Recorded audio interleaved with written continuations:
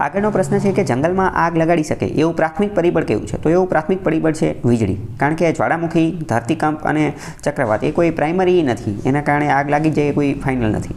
પ્રાથમિક કયું? તો કે વીજળી. વીજળીથી તાત્કાલિક જે છે એ આગ લાગી જ જશે. બીજી વાત કરીએ, બીજો પ્રશ્ન કયો છે? તો કે નીચેનામાંથી કયો ઇન્ટરનેશનલ એગ્રીમેન્ટ, આંતરરાષ્ટ્રીય કરાર હતો કે જે ગ્લોબલ વોર્મિંગને પૂર્વ ઔદ્યોગિક સ્તર એટલે કે પ્રી ઇન્ડસ્ટ્રીયલ રિવોલ્યુશન એની તુલનામાં 2 ડિગ્રી સેન્ટીગ્રેડ જેટલું તાપમાન જે છે એ નીચે મર્યાદિત કરવાનું નક્કી કરે છે? તો એ હતું 2015ની અંદર જે થયેલો હતો પેરિસ એગ્રીમેન્ટ, પેરિસ કરાર. પેરિસ કરાર વિશે આપણે ડિટેલમાં વાતચીત કરી લીધેલી છે, એ વિડીયો જોઈ લેજો એટલે ખ્યાલ આવી જશે. એમાં 2 ડિગ્રી સેન્ટીગ્રેડનો ટાર્ગેટ રાખવામાં આવેલો હતો અને 1.5 1.5 ડિગ્રી સેન્ટીગ્રેડનો તાપમાન રાખવામાં આવેલું હતું. આ બધું શું છે, ગ્લોબલ એવરેજ ટેમ્પરેચર શું છે, એ વિડીયો જોઈ લેજો, ખ્યાલ આવી જાય. અમેરિકા જે છે પેરિસ એગ્રીમેન્ટમાંથી ડોનાલ્ડ ટ્રમ્પના સમયમાં બહાર નીકળી ગયું હતું, એ બધી વાતો પણ આપણે કરી લીધેલી હતી.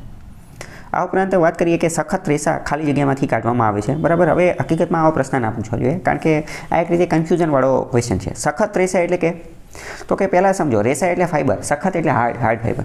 તો સખત રેસા અને નરમ રેસા એ માનવાના કોને? એની વ્યાખ્યા શું એ આપેલી નથી. એની થિકનેસના આધારે કઈ રીતે? આ હકીકતમાં ઝુઓલોજી અને બોટની એનો ડિટેલમાં પ્રશ્ન પૂછી જાય છે.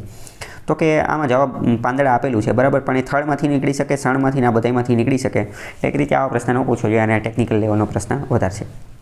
આગળનો બીજો પ્રશ્ન જોઈએ કે કયા દુર્લભ અથવા લુપ્તપ્રાય પક્ષીઓની 2 પ્રજાતિઓ ગુજરાતના બરડા અભયારણ્યમાં જોવા મળે છે? બરડા અભયારણ્ય પોરબંદરની આજુબાજુ આવેલું છે, બરાબર. તો ગુજરાતમાં જેટલા અભયારણ્ય છે બધા કયા જિલ્લામાં આવેલા છે તમને ખબર હોવી જોઈએ. તો એ આ બરડો આમી તે એક રીતે પક્ષી અભયારણ્ય છે, એ બર્ડ સેન્ચ્યુરી છે, પક્ષીઓ માટે જાણીતું છે. તો અહીંયા ફેમસ કયા પક્ષી આવેલા છે? તો સ્પોટેડ ઈગલ અને ક્રેસ્ટેડ હોક ઈગલ. તો આ બધા અમુક આવા નામ તમને ખ્યાલ હોવો જોઈએ. બીજી મોસ્ટ ઇમ્પોર્ટન્ટ વસ્તુ, માની લો કે બધાના નામ નથી યાદ રાખવાના, પણ આ પ્રશ્ન તો હવે પૂછાઈ ગયો, તો આનું નામ તો હવે તમને યાદ હોવું જોઈએ, કારણ કે એકવાર પૂછાઈ જાય તો પછી તો એ આઈએમપી બની જાય ને. એકવાર પ્રશ્ન પૂછાઈ ગયો એનો મતલબ એમ કે હવે તમને ખબર છે કે આ પ્રશ્ન પૂછાઈ ગયો, તો હવે બીજી વાર પૂછાય તો ખ્યાલ હોવો જોઈએ. તો બરડો અભયારણ્ય સ્પોટેડ ઈગલ અને ક્રેસ્ટેડ હોક ઈગલ એ ત્યાં જોવા મળે છે.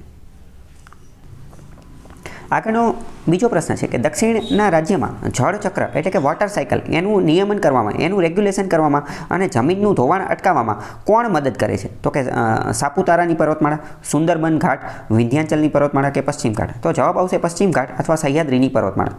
અહીંયા વાત કરીએ સાતપુડાની પર્વતમાળા, તો એ તો મધ્યપ્રદેશની આજુબાજુ આવેલી છે. વિંધ્યાચલની પર્વતમાળા એ પણ મધ્યપ્રદેશની આજુબાજુ આવેલી છે. અને સુંદરબનનો ઘાટ જે છે એ તો ક્યાં? વેસ્ટ બેંગોલની આજુબાજુ આવેલું છે. દક્ષિણના રાજ્યોમાં વોટર સાયકલનું રેગ્યુલેશન, નિયમન કરવાનું કામ વેસ્ટર્ન ઘાટ કરે છે. વેસ્ટર્ન ઘાટમાં પણ ખાસ કરીને વાત કરીએ સોલા ગ્રાસલેન્ડ, સોલા ઘાસના મેદાનો એ ક્યાં આવેલા છે? વેસ્ટર્ન ઘાટની અંદર. એ સોલા ગ્રાસલેન્ડ એ મુખ્યત્વે વોટર સાયકલ જે છે એનું નિયમન કરે છે. સોલા ગ્રાસલેન્ડ જે છે એ ગ્રાઉન્ડ વોટર, ભૂગર્ભ જળ જે છે, ભૂગર્ભ જળ એને મેન્ટેન કરવાનું ને એ બધાનું કામ કરે છે. બાકી સોલા ગ્રાસલેન્ડ ઉપર ડિટેલમાં 2-3 વિડીયો બનાવેલા છે અને ગ્રાસલેન્ડ ઉપર પણ 2-3 વિડીયો બનાવેલા છે. એ બધું જોઈ લેજો એટલે ખ્યાલ આવી જાય કે આખી ચીજ શું છે. એ ટોપિક પણ અત્યંત મહત્વનો છે, એમાંથી પણ પ્રશ્ન પૂછાય છે. ગ્રાસલેન્ડના કેટલા પ્રકાર આવે, ક્યાં જોવા મળે? ગુજરાતમાં પણ એક પ્રકારના ગ્રાસલેન્ડ ઘાસના મેદાનો જોવા મળે છે, તો એ બધા તમને ખ્યાલ હોવો જોઈએ. આગળનો બીજો પ્રશ્ન છે